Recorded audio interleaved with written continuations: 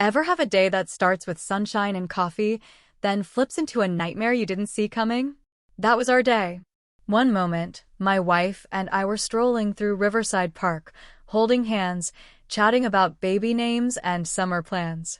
The next, she was on the ground, clutching her head, crying while a woman we barely knew screamed like a banshee, her hands still gripping strands of my wife's hair.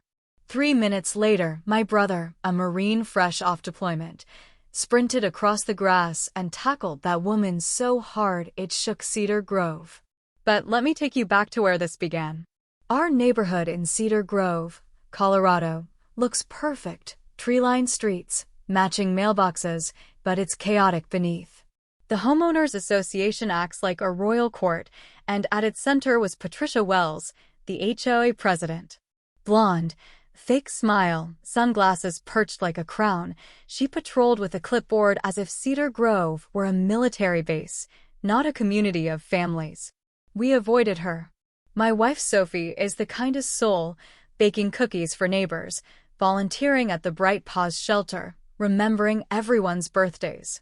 I'm Lucas Bennett, working remotely, tinkering with bikes in our garage, keeping a low profile. But Patricia targeted us. First, our mailbox was a quarter-inch too narrow. Then, our front yard roses clashed with the community aesthetic.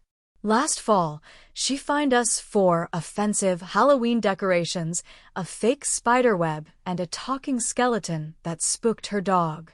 We paid the fines, smiled tightly, and stayed quiet to avoid trouble. That spring Saturday in Riverside Park was the first warm day in weeks. Kids swung on playgrounds, couples walked dogs, teens tossed frisbees. Sophie, 7 months pregnant, glowed, sipping strawberry lemonade from a kid's stand. We laughed about our baby kicking during a whale documentary the night before. Then, like a storm cloud, Patricia appeared, heels clacking, lips tight, sunglasses lowered to glare. She marched straight to us, no greeting. "I need to speak with you." "Now," she snapped. Sophie looked puzzled, my stomach twisted. "What's the issue, Patricia?" I asked, keeping calm. She ignored me, zeroing in on Sophie's maternity shirt, a simple top with baby aboard and a cartoon sailboat. "You're not allowed to wear that," she barked. "It's inappropriate for public spaces." I blinked, thinking she was joking. "Inappropriate?" Sophie echoed softly. "It's just a maternity shirt." Patricia scoffed. "It mocks the HOA's lake rules. Sarcasm targeting community leadership is harassment." Heat rose behind my eyes. "You're out of line," I said. "It's a baby joke." "She's pregnant." Patricia stepped closer, crowding Sophie. "I won't be disrespected in my neighborhood." Sophie backed up, hands raised. "Please don't yell." Then, in a shocking blur, Patricia grabbed Sophie's hair, yanked hard, and pulled her down. Sophie screamed, collapsing to her knees, lemonade spilling. I froze in disbelief, then lunged, grabbing Patricia's arm.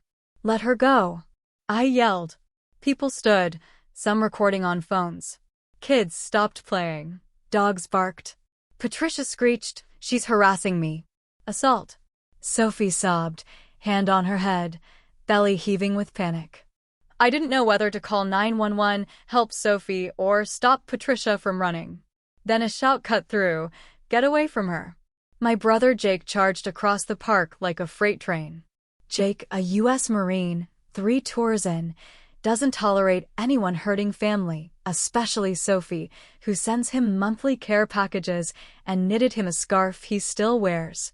Before Patricia could react, Jake tackled her in a clean, controlled move, not wild, but a clear, "You're done." He pinned her arms gently but firmly, barking, "Do not move." I saw everything. Patricia flailed, screaming, "I'm the HOA president. This is assault." Neighbors gathered, phones out. A teen girl yelled, "I got it all on video." I rushed to Sophie, helping her up. She shook but whispered, "I'm fine." "The baby's fine." Jake held Patricia until Cedar Grove police arrived, called by bystanders. When officers saw the footage, multiple angles showing Patricia yanking Sophie's hair unprovoked, they didn't cuff Jake. Patricia claimed Jake assaulted her, I threatened her, and Sophie faked it, but the videos told the truth. She was charged with assault, disturbing the peace, and resisting arrest. Her mugshot, once public, became Cedar Grove's gossip. The HOA board met without her, and weeks later, a vote ousted her as president. Sophie spent that day surrounded by love. Jake never left her side. Neighbors we barely knew brought flowers, casseroles, and babysitting offers for when our baby arrived.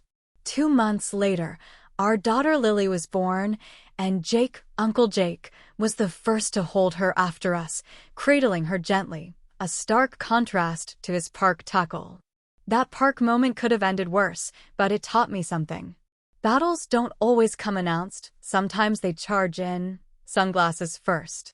With loved ones who fight for you, those battles don't break you, they strengthen you. Now, passing Riverside Park, I remember how fast life can shift.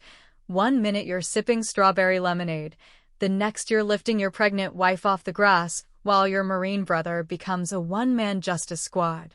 Love and family won. Patricia learned being HOA president doesn't make you queen, especially when you mess with the Marines family. Today, Cedar Grove feels lighter and Sophie's smile shines brighter than ever, our Lily safe in her arms.